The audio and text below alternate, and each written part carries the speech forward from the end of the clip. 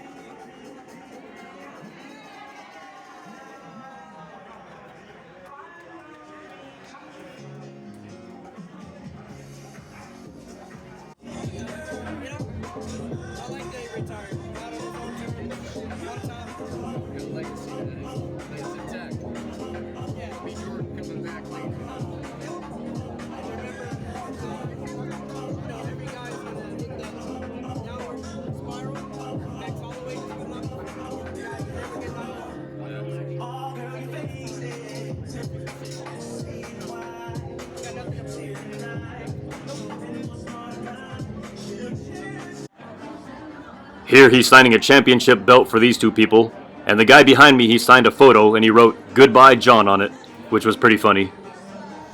And finally, here are the two cards he signed for me. Really cool guy.